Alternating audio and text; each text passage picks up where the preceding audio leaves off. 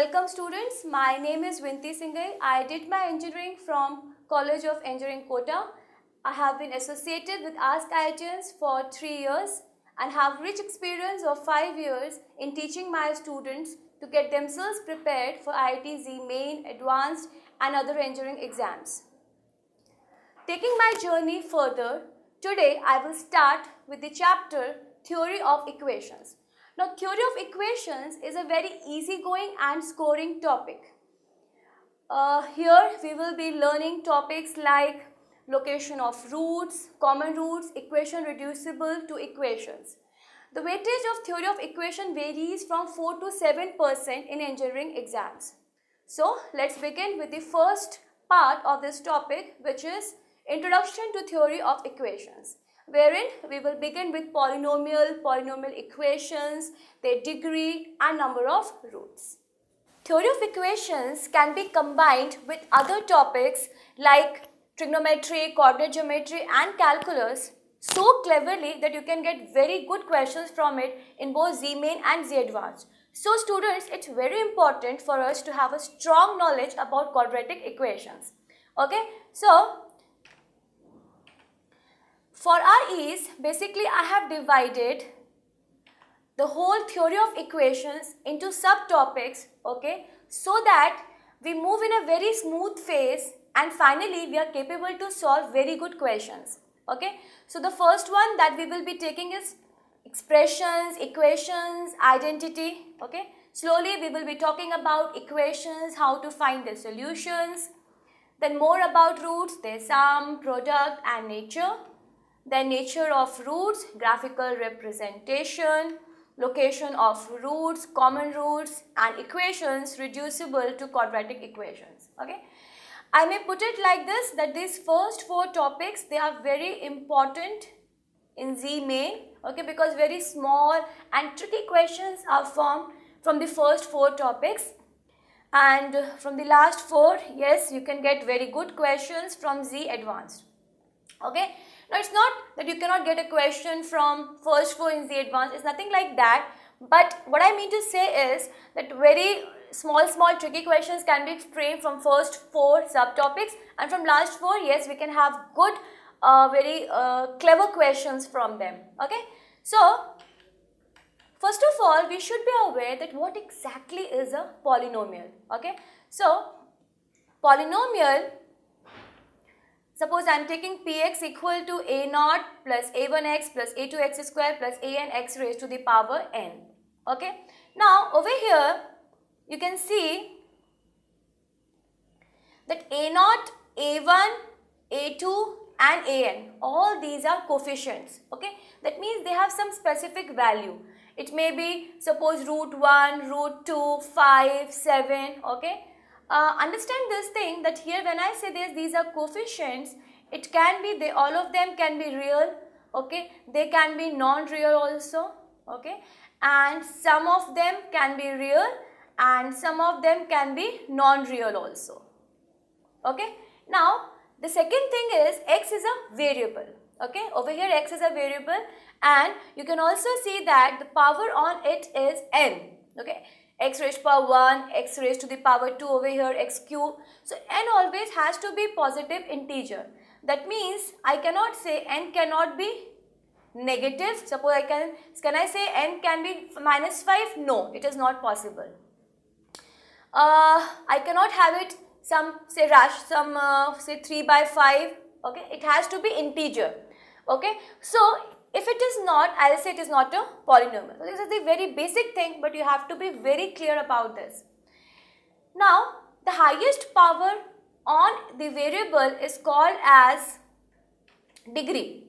Okay. So, you can see that over here n is the degree. Whatever is the highest power is becomes degree. Now, degree is very important because when we will be talking about the number of roots, okay, again it would become very important for you to understand what is the degree. Okay, so just keep in mind whatever is the highest power on the variable, that becomes my degree. Now, let us take one example so that it would be very clear to us. Suppose I am taking a polynomial, I can take anything. So, suppose I am taking root 3 x raised to the power 7 plus 5 x raised to power 6 plus 2x square and minus, say, under root of minus 10. Now, many students will say, ma'am, it is not a polynomial because I am having under root of minus 10. See, I have told you coefficients can be real and it can be non-real also. Okay. When I have all coefficients which are real, okay, we simply say that it becomes real polynomial. Okay. And when I have all of them non-real or some real, some non-real, so I will put it like at least one non-real. Okay.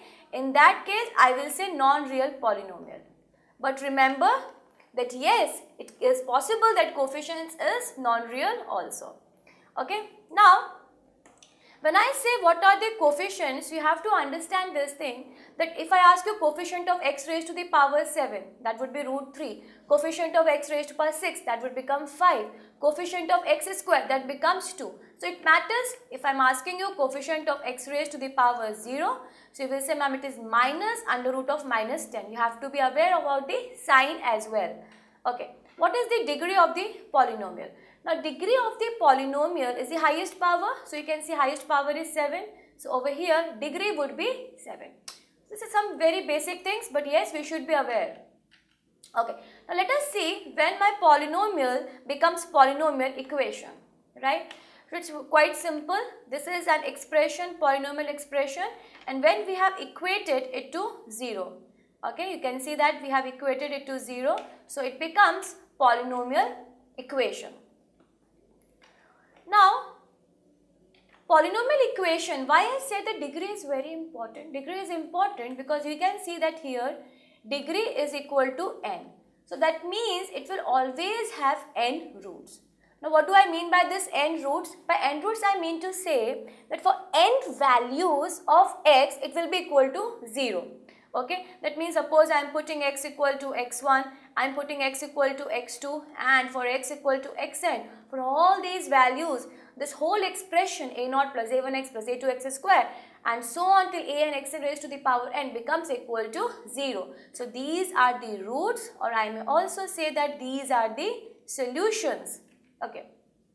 Now, when I say I have roots, they can be real and they can be non-real also, right? That is sure that I will have total number of roots equal to n. Some of them may be real and some of them may be non-real also. Okay. Now, a very important point to be noted is that real polynomial, that means when my all coefficients are real, I will always have non-real roots in pairs. Now, what do I mean by this? Suppose I am having one root as 2 plus 3 iota. Okay. So, that automatically means that my other root will be 2 minus 3 iota. If I am having one root as 1 plus iota, that implies other root would be 1 minus iota. So, that means that number of imaginary roots will always be even.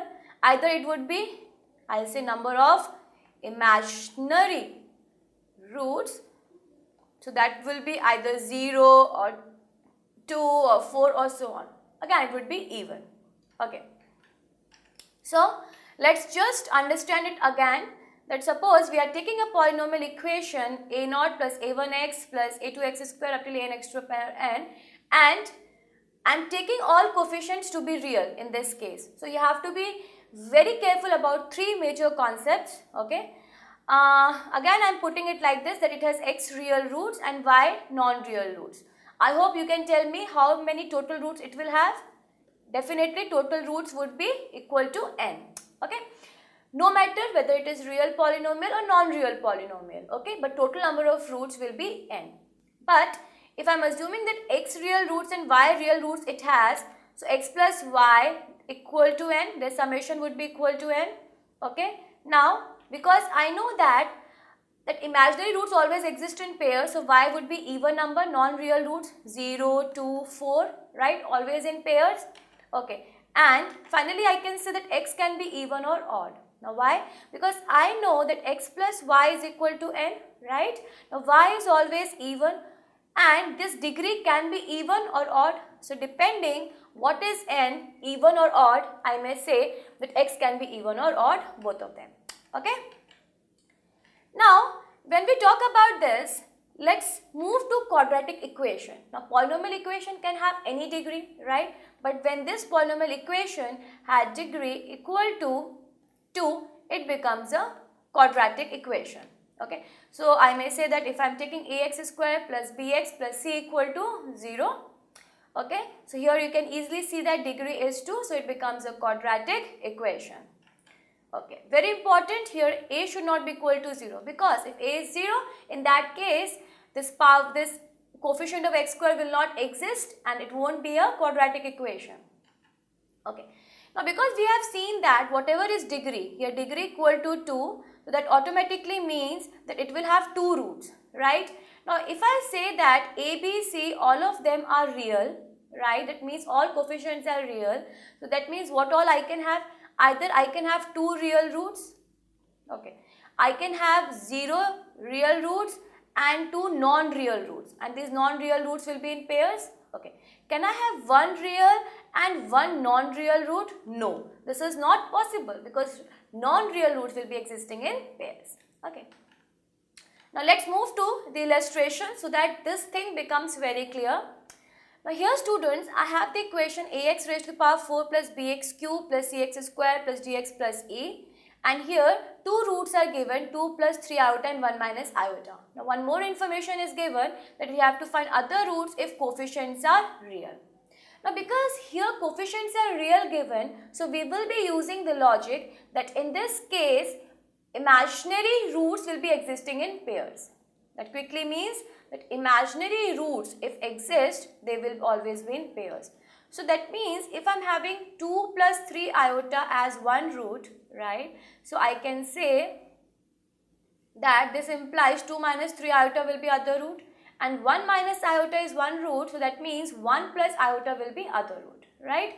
Now, so that means I got the 4 roots, 2 plus 3 iota, 2 minus 3 iota, 1 minus iota and 1 plus iota. So even if I am supposed to find equation, I can write my equation as x minus 2 plus 3 iota, okay, then x minus 2 minus 3 iota, then we have x minus 1 minus iota, and finally x minus 1 plus iota, right? So this becomes my equation and I can solve it and get the final a, b, c, d, e also, okay.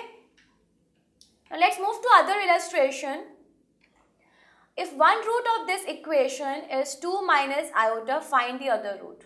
So there is a lot of confusions in this question. What students think? Students say that it would be 2 plus iota, because generally we are always in hurry. Okay, we want to give answers very fast, and definitely it will there be in the option also, because question setters, they are very clever. They know where you go wrong. Okay, so they will say that it is 2 plus iota, but you have to understand this thing, that here nowhere it's written that coefficients are real. And if I see that iota minus 2 into 1 plus iota, 2 minus iota, all of them are non-real. So that means I cannot say that non-real roots will be existing in pairs. Okay, so how are we going to find it? We will be seeing this question in the further presentations, right, wherein you will understand that how we can find the other root. Okay, so for this time I can just tell you the logic. We know that product of roots is constant term upon coefficient of x square. So 2 minus iota upon iota, one root is given 2 minus iota and other root state is beta. So I can say that beta is 1 upon iota, just using product of roots formula. Okay. So this was all in introduction to theory of equations. Now I think you have understood what is polynomial, what is polynomial equation, how to relate degree with the number of roots, what are the coefficients of the equation, and how do we talk about nature of roots. Students, have you ever thought what happens when number of roots is greater than degree? So for this you have to stay in tune with me for the next part, which is identities. Have a great day. Thank you.